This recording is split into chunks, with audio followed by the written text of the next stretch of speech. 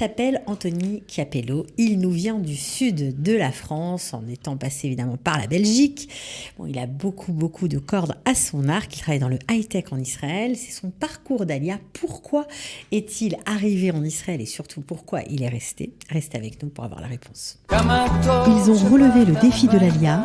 Alia Story, c'est vous, c'est nous. Anthony Capello, bonjour. Bonjour. Ravi de vous accueillir. Merci de m'accueillir. Ben de rien. Alors vous êtes arrivé en Israël en octobre 2015, juste avant les fameux, ou en tout cas les tristes attentats de Paris. Tout à fait, ouais, en octobre 2015. Et c'était pas vraiment votre programme en fait, de venir en Israël. Non, c'était pas le programme initial.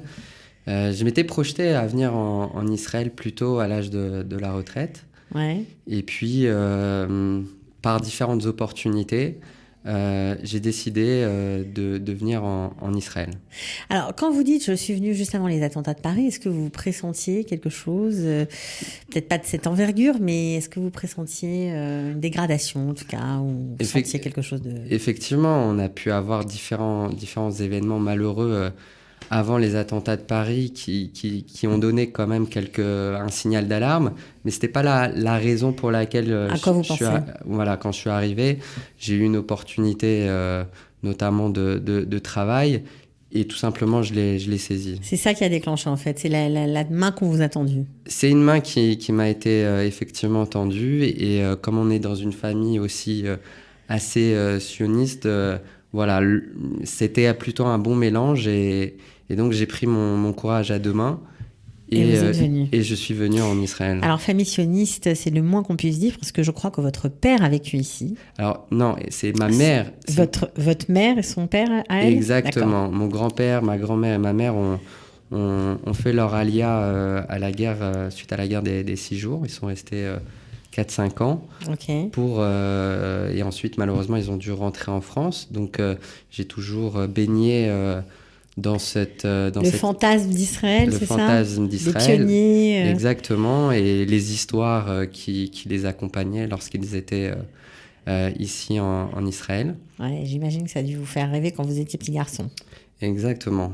Voilà, et puis après, vous avez... Israël fait rêver. Ouais, c'est sûr. Encore. Et il continue à faire rêver, tout à fait. Bon, alors vous avez connu Israël forcément parce que vous veniez lorsque votre maman se recueillait sur la tombe de son père ici, donc vous étiez habitué à venir ici. Exactement. Vous parlez l'hébreu? Non, je ne parlais pas l'hébreu du tout. Je le parle un petit peu mieux depuis. Mais voilà, on avait aussi de la famille ici, donc on venait de temps en temps et ma mère venait fréquemment avec ma grand-mère pour se recueillir, effectivement. Ouais. Alors, vous êtes venu parce que vous aviez un job, donc un job, j'imagine, en français, pas en hébreu? Exactement, un job en français. Il était question de monter un back-office pour une très grosse agence immobilière tenue par un ami qui est israélien, donc il voulait en tout cas se développer en Israël. Et donc j'ai saisi cette opportunité avec d'autres. Vous pensiez rester à cette époque-là quand vous avez accepté, vous êtes dit c'est pour un temps, c'est pour une mission? J'avais pas une idée très concrète. Je me suis dit bon, il y a cette opportunité, on y va. Et puis après on verra de fil en aiguille comment mon histoire se déroule. Et je suis toujours là. Alors qu'est-ce qui a fait que vous avez décidé de faire votre alia sur place? Pour des raisons plutôt pratiques. Ouais. Au niveau de l'administration, j'habite donc à Tel Aviv, à côté de Florentine. Il y a le Mistra d'Aptin à côté. Oui, mais ça veut dire que ma question, en fait, le sens de ma question, c'était pourquoi rester, en fait, tout simplement. Alors, pourquoi rester? Pour beaucoup de raisons. Tout d'abord, Israël, c'est un pays, c'est le pays des Juifs. La qualité de vie, elle est intéressante aussi. D'un point de vue de l'économie israélienne, on voit bien que l'économie se développe beaucoup plus que je dirais la France un petit peu vieillissante. Donc il y a eu beaucoup de facteurs qui m'ont encouragé à continuer mon intégration ici en Israël. Ça veut dire que les perspectives d'avenir sont meilleures aujourd'hui ici qu'en Europe? Oui, je le pense et on le voit très bien au jour d'aujourd'hui. Avec tout ce qui se passe en France, notamment les différentes grèves, la situation économique, le chômage. L'antisémitisme, bien évidemment, ne donne pas forcément confiance. et donne plutôt envie à s'évader. Et il n'y a pas que des Français juifs qui partent de France, il y a aussi des Français qui partent ailleurs. Donc, bien sûr, des Français non juifs qui partent ailleurs, c'est sûr. Alors, je sais que vous avez enchaîné les postes et vous avez, grâce au réseau, eu des opportunités. Ouais. Alors ça, c'est génial parce que réseau français, réseau, tout le monde est intervenu. Exactement. Un peu par hasard. Un petit peu par hasard, au fruit des différentes rencontres. Donc, j'ai commencé ce job pendant à peu près 9 à 12 mois. Et lors d'un retour sur Paris, j'ai croisé mon ancien manager, puisque j'avais travaillé auparavant en France dans des sociétés informatiques, qui m'a recontacté et qui m'a dit, écoute, dans l'entreprise pour laquelle je travaille aujourd'hui, il recrute beaucoup. Et un poste est ouvert pour un Français. Je pense que ça devrait... À Tel Aviv. Ça devrait t'intéresser et je pense que tu es le candidat idéal. Donc, j'ai postulé. Donc, c'est une société américaine. J'ai passé pas mal d'entretiens d'ailleurs. Et j'ai eu le poste. Et donc, j'ai travaillé pour cette société pendant 3 ans. Donc, une société américaine dans le monde des RH, de la gestion des talents. Des ressources humaines. Des ressources humaines, exactement. Donc, vous avez bossé là-bas plusieurs années, 3 ans, je crois. Et... Exactement. Bon, pas en hébreu, évidemment, 3 belles années. 3 belles années en anglais, en français. Et au bout de ces 3 ans, par le biais également de différentes rencontres, une ancienne collègue amie m'a contacté et m'a dit « Écoute Anthony, il y a un poste qui s'est libéré dans la boîte pour laquelle je travaille, donc dans le milieu de la cybersécurité, postule ». Parce que c'est vrai que c'est un marché porteur, l'entreprise... C'est l'avenir. C'est l'avenir notamment d'Israël. Et Israël est très très reconnu sur son marché de la cybersécurité. Donc vous avez tenté l'aventure et vous avez décroché le poste. Et j'ai décroché le poste, voilà. C'est extra. Donc ça veut dire que depuis que vous êtes arrivé, les choses se sont bien enchaînées pour vous. Exactement, j'ai pas connu... ce qu'on peut appeler parfois des difficultés ici en Israël. J'ai connu Vous avez travaillé tout de suite, en fait. J'ai travaillé tout de suite, donc c'est vrai que de ce point de vue-là, ça permet d'ancrer les choses. Et étant célibataire, sans enfants, etc., c'est quand même plus simple lorsqu'on arrive en Israël. Ouais, c'est différent. En tout cas, il y a moins d'embûches, mais il y en a sûrement aussi. Quel genre de difficultés vous avez rencontrées ? Alors, ce qu'il faut comprendre, c'est qu'il y a un socle commun ici en Israël, c'est le judaïsme, bien évidemment. C'est ce dénominateur commun qui nous lie tous, les uns à des degrés différents, mais on est tous liés par lui, ça c'est sûr. Exactement, mais après, on arrive dans une société israélienne, qui est quand même différente de la société, d'une société française. Donc ces difficultés-là, comprendre un petit peu comment fonctionne la société israélienne, la culture, la politique, ça fait partie des... Ah, quand on parle pas l'hébreu, on fait comment ? C'est compliqué. On regarde Studio Kalita. Voilà.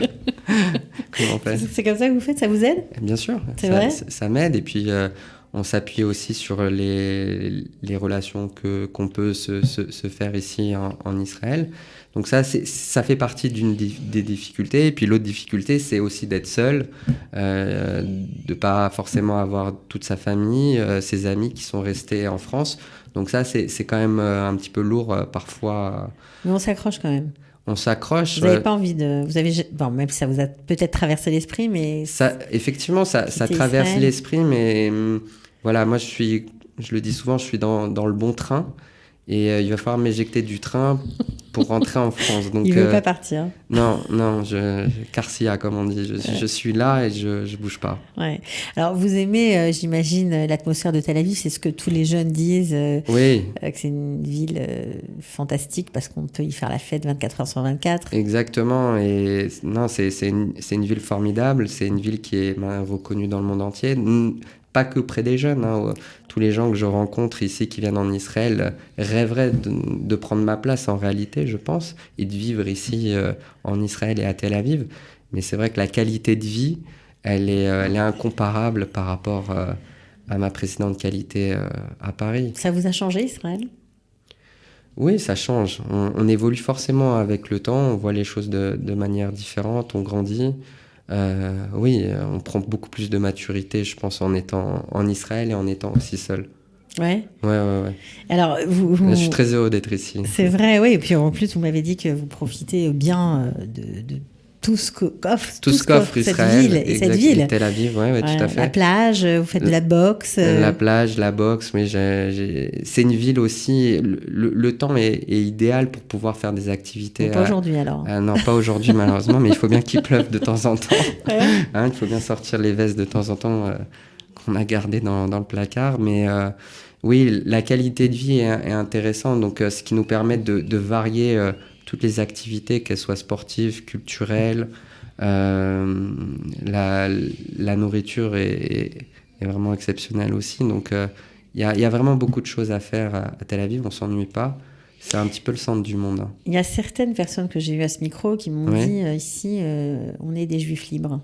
Vous ressentez ça aussi ? Effectivement, on peut faire ce qu'on veut. On n'a pas à se cacher ni se protéger. On peut sortir. Moi, je vais souvent, tous les vendredis à la synagogue. Bon, j'ai l'image en tête de ma grand-mère quand j'allais à la synagogue qui me disait « Mets la kippa quand tu arrives dans la synagogue ». Alors qu'ici, bon, on ne se pose pas du tout la question. On peut vivre son judaïsme, quel qu'il soit, de manière la plus libre possible. Et ça, c'est quelque chose d'appréciable. C'est un sentiment de sécurité ?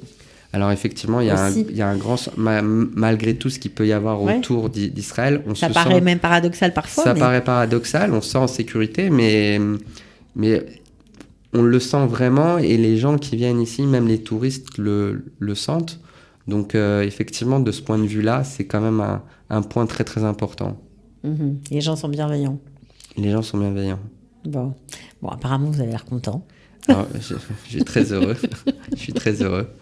Bon, nous, on est contents pour vous. On vous souhaite vraiment de continuer à vous intégrer, d'apprendre l'hébreu aussi, parce que il faudra bien s'y mettre. Effectivement, on s'y met petit à petit. Ouais. Et l'intégration continue, et je pense qu'elle continuera encore pendant pas mal de temps. C'est une alia.